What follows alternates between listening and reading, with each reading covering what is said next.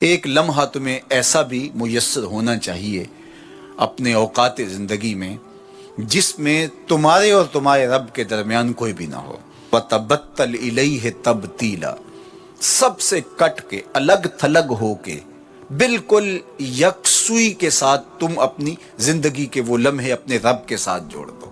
جس طرح ایک روایت میں فرمایا لی مع اللہ وقت لا یسعنی فیہ نبی مرسل ولا ملک مقرب، میرا اور میرے رب کا معاملہ کبھی ایسا ہوتا ہے درمیان میں نہ کوئی فرشتہ ہوتا ہے نہ کوئی رسول اور پیغمبر ہوتا ہے، وہاں میرا اور میرے رب کا ہی معاملہ ہوتا ہے۔ تو یہ یکسوئی کے لمحات ہیں، تو ہمیں بھی حضور علیہ الصلوۃ والسلام کے سینے سے نور لے کے اپنی زندگی میں کچھ ایسے اوقات مقرر کرنے چاہیے، اور وہ بہترین وقت میرے رب نے خود بیان فرمایا ناشیۃ اللیل ہے، وہ سحری کا وقت ہے، وہ رات کے لمحے ہیں، وہ پچھلے پہر کی مبارک گھڑیاں ہیں جب رحمتیں چھم چھم اتر رہی ہوتی ہیں اور اللہ کی رحمتیں بندے کا استقبال کر رہی ہوتی ہیں۔ تو اس وقت اگر اللہ کے حضور کھڑے ہو کے ربط قائم کیا جائے تو وہ اللہ کے ساتھ جڑنے کا بہترین وقت ہے۔ اور نماز میں تبتل ہو، جب ہم نماز پڑھ رہے ہوں تو مکمل انہماک رب کے ساتھ ہو۔ سیدنا علی المرتضیٰ رضی اللہ تعالیٰ عنہ کے بدن میں تیر لگا ہے اور وہ نماز میں مصروف ہیں اور تیر نکال لیا جاتا ہے، جب سلام پھرتا ہے تو پھر آپ کو پتہ چلتا ہے کہ یہ تو جو ہے وہ تیر تھا جو نکال لیا گیا۔ تو یہ انہماک ہے، رب کے ساتھ انہماک۔ اور وہ فرمایا گیا حدیث جبریل میں کہ اپنے رب کی اس طرح عبادت کرو کہ گویا تم اسے دیکھ رہے ہو، اور اگر یہ کیفیت پیدا نہیں ہوتی تو کم از کم یہ کیفیت تو ہو کہ وہ تمہیں دیکھ رہا ہے۔ فَاتَّخِذْهُ وَكِيلًا، اور اسی کو کارساز بناؤ، اسی پر توکل، اسی پر بھروسہ، اپنے امور اسی کے سپرد کرو۔ جب اپنے امور اپنے رب کے سپرد کرنے کا مزاج پیدا ہو جاتا ہے زندگی سوکھی ہو جاتی ہے۔ تدبیر کریں، اس کے لیے حکمت عملی ضرور آپ وضع کریں، لیکن کچھ کام کر کے اللہ پہ چھوڑ دیں۔ اگر توکل بھی یہی ہے کہ آپ گھٹنا بھی باندھیں اور سپرد اللہ کے کر دیں، اسی کی طرف سے کام ہوتے ہیں اور وہی کارساز حقیقی ہے۔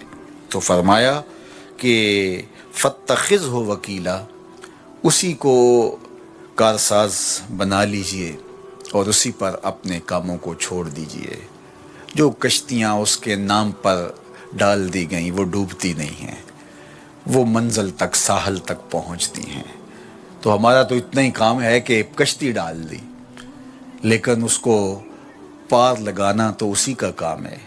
تو اسی لیے ہم سواری پر بیٹھتے ہوئے کہتے ہیں کہ مالک اس کو مسخر تو نے ہی کیا ہے ہمارے لیے، ہمارے میں طاقت تو نہیں تھی کہ اس کو مسخر کر سکتے۔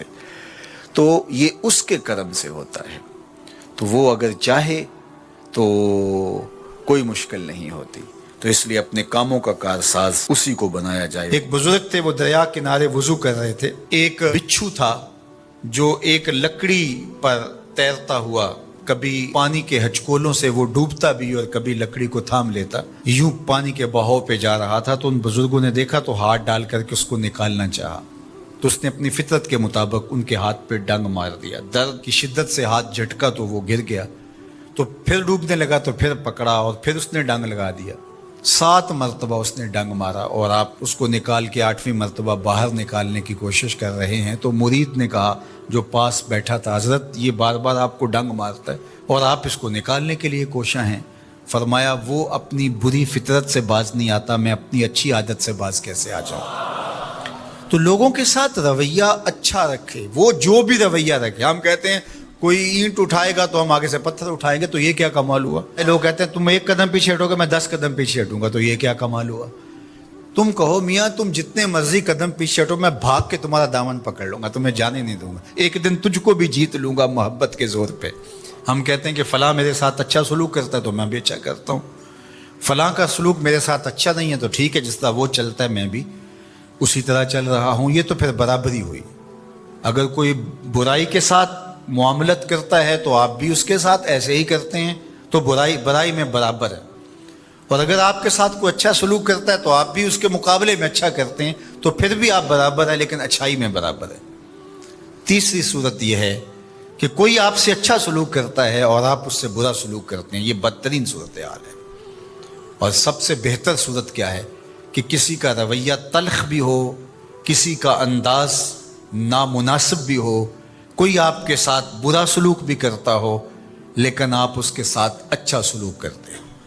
खून का रिश्ता है, दूध का रिश्ता है, वतन का रिश्ता है, हमसायगी का रिश्ता है, आपके साथ उसकी ताल्लुकदारी है, आपके आबा व अजदाद की आपस के अंदर सांझ थी और आप उसको निभा रहे हैं। तो ये है बेहतरीन रवैया कि किसी का कोई भी रवैया हो, आप उसके साथ अच्छा रवैया इख्तियार करते हैं। हज़रत उक़बा बिन आमिर रज़ी अल्लाह ताला अन्हु को हुजूर ने इरशाद फरमाया था, सिल मन क़तअका वात मन हरमका वाफ़ु अम मन ज़लमका। ए उक़बा बिन आमिर, जो तुझसे ताल्लुक़ तोड़े तो उससे ताल्लुक़ जोड़, जो तुझे महरूम रखे तो उसकी झोलियाँ भर दे, और जो तेरे पे ज़्यादती करे तो उसको माफ़ कर दे, उससे दरगुजर फरमा। ये बेहतरीन किरदार है जिससे एक अच्छा सुथरा पाकीज़ा और मुनासिब मुआशरा तरतीब पाता है और तरकीब पाता है। तो मेरे और आपके आका व मौला ने हमें ये तलकीन की, बल्कि फरमाया जो ये चाहता है कि उसकी उम्र में बरकत हो और रिज्क में इजाफा हो, वो रिश्तेदारों के साथ सलूक अच्छा करे। ये राज है उम्र में बरकत का और रिज्क में इजाफे का। रिश्तेदारों के साथ अगर सलूक अच्छा करोगे तो तुम्हारी उम्र में भी बरकत होगी, तुम्हारे रिज्क में भी बरकत होगी। तो हमें ये तलकीन की, रिश्तेदार तो दूध या खून की सांझ से रिश्तेदार बनते हैं। कोई आम इंसान भी हो, हमें तो उनके साथ भी अच्छा रवैया इख्तियार करने की तलकीन की गई। हत्ता कि आपके दीन पर ना भी हो तो आपकी हमसायगी में बसता है, मुस्तामन है, जिम्मी है, तो उसके साथ आपका सलूक अच्छा होगा। आपका दीन आपको ये सिखाता है। शेख सादी बोले, शुनीदम के मर्दान राह खुदा दिले दुश्मना हम न कर दन तंग, तुरा के मुयस्सर शवद ई मुकाम के बादोस्तानत खिलाफस्त जंग। मैंने सुना है कि जो अल्लाह के बंदे हैं वो तो दुश्मनों का दिल भी नहीं दुखाते। तुझे तसव्वुफ के मरातब रफ़िया कैसे नसीब हो सकते हैं? तू तो अपनों से जंग छेड़ के बैठा है, तू तो अपनों के गिरेबान फाड़ रहा है, अपनों की पगड़ियां नोच रहा है, और तू तो अपनी रिश्तेदारियों को तोड़ रहा है। तो अपने हम मनसबों के साथ उलझाव में मुब्तला है, अपने हम मसलकों हम मशरबों के साथ तेरा उलझाव चल रहा है, तेरी लड़ाई चल रही है। तुझे कैसे मर्तबा और बातन का नूर और अंदर का उजाला नसीब होगा?